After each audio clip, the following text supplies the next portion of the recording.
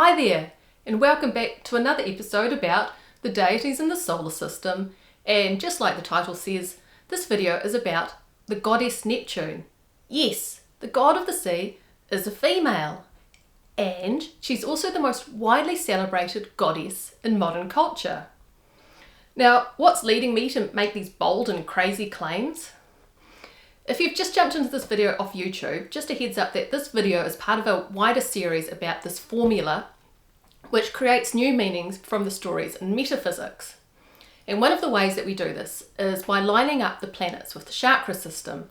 And when we do this with Neptune, Neptune ends up being the blue chakra, which is the throat chakra, as you're aware, and it's also the chakra of communication. And when we get to the end of this video, we'll also understand what it is that this goddess is communicating.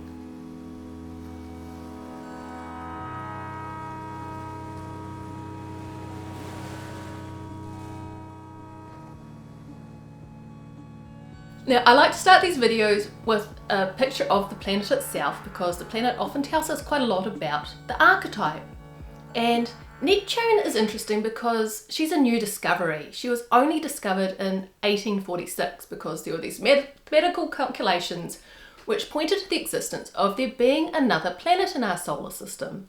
So what the cosmologists did is they pointed their telescopes to that place in the sky where another planet should be, and sure enough, Neptune was discovered.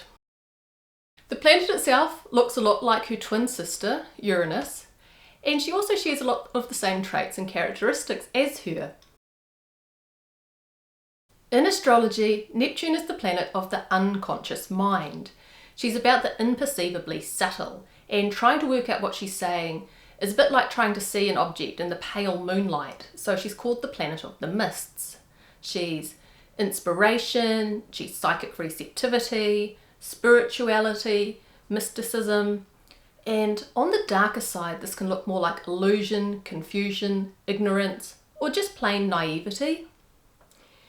Neptune wants to distract us, to take us away from mundane reality, so she has a sparkling, alluring, diva-like quality to her.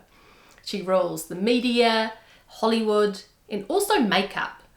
Makeup can lie about appearances, but it can also have a very therapeutic quality to it. Think of a lady who's just had chemotherapy and is wearing a wig. Sometimes we need a bit of soft focus. And Neptune is a healing and compassionate goddess. Everything she touches comes away more pure, more refined. She's a glass of wine, a warm bath, a good night's sleep which leaves you feeling refreshed and revived, ready to take on another day with some strange dreams from your subconscious to decipher.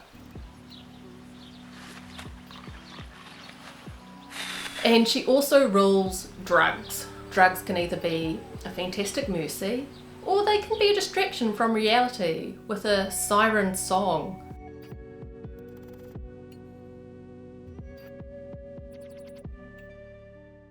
In Santería, the goddess of the sea is a mermaid, and her name is Maya, which means the mother of the fishes or the mother of everything, because she's the place from which all life emerged.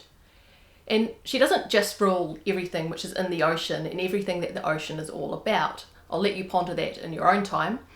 She also rules psychic receptivity, spirituality, and motherhood, especially pregnancy, the amniotic fluids which protect the unborn child until it's ready to see the light of day.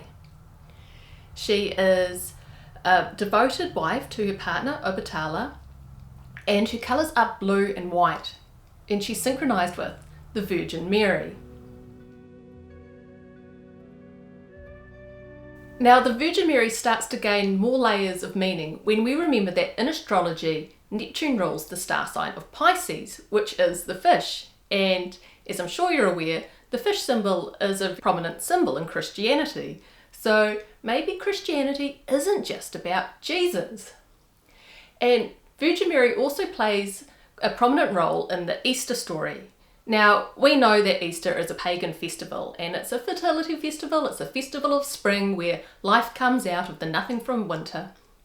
And we get two versions of Mary in Easter. We get the primordial, mother of the sun, the nothing from which everything came, and we also have Mary Magdalene.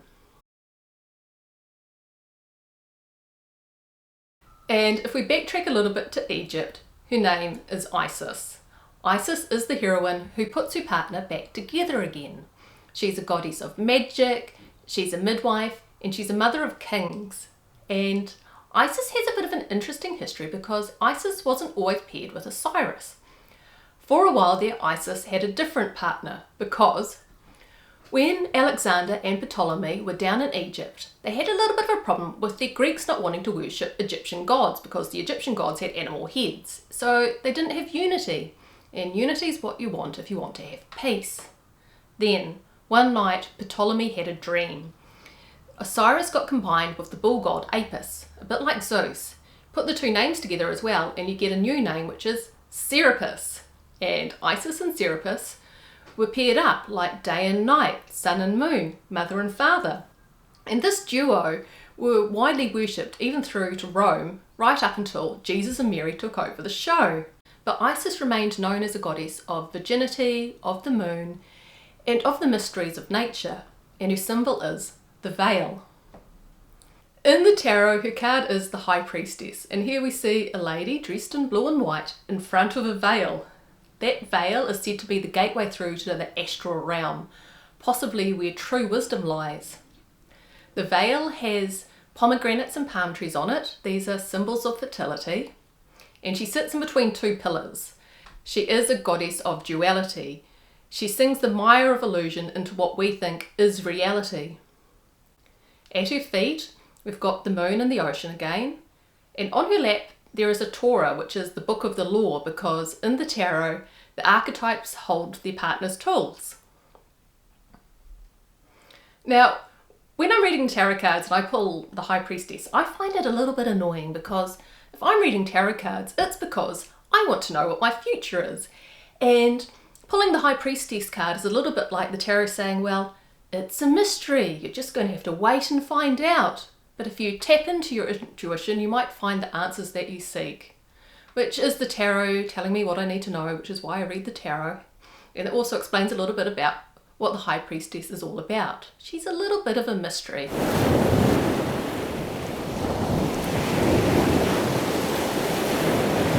In real life, people who personify this archetype might be brunettes with long dark hair, or they could be redheads.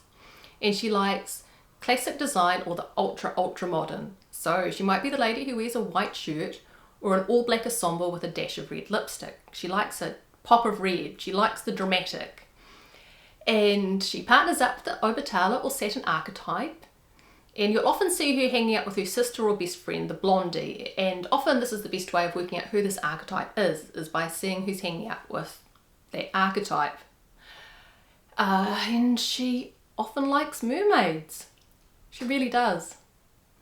Alright, if you found this video interesting or insightful, perhaps you want to watch some of the other videos I've made about the deities in the solar system. Thanks for watching. See you next time.